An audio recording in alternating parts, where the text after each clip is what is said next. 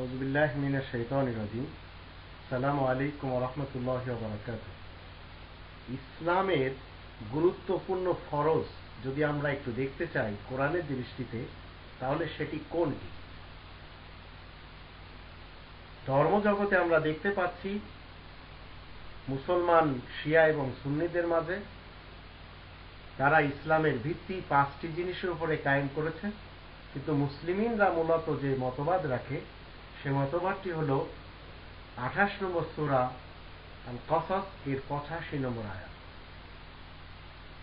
এখানে আল্লাহ বলছেন, ইন্নাল্লাযী ফারাদা আলাইকাল কোরআন, নিশ্চয় সেই সত্তা তোমার উপরে ফরজ করেছেন আল কোরআন।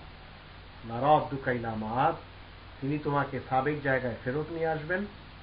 কুল, তুমি বলে দাও, রব্বি আ'লামু মান জাআ বিল হুদা ওয়া মান হুয়া ফি দালালিন মুবিন, আমার রব খুব ভালো করেই জানেন যে হিদায়াতের সাথে চলাফেরা করে আর সেই ব্যক্তিকেও যে স্পষ্ট গুমরাহির সাথে চলাফেরা করে। এই কোরআন মূলত ফরজ। কোরআনের যত হুকুম রয়েছে সেই হুকুমগুলি ফরজ, সেই হুকুমগুলি পালন করা ফরজ। আর যতগুলি কাজ থেকে, কর্মকাণ্ড থেকে দূরে থাকতে বলা হয়েছে সেই কাজ কর্মকাণ্ড থেকে দূরে থাকাটাও ফরজ।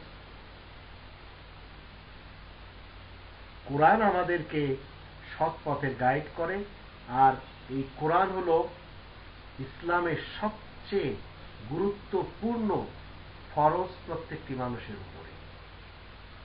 এই মতবাদ যদি আপনি রাখতে পারেন, তাহলে ভ্রান্ত মতবাদধারী যারা আপনার আশেপাশে রয়েছে তাদের থেকে আপনি বেঁচে যাবেন।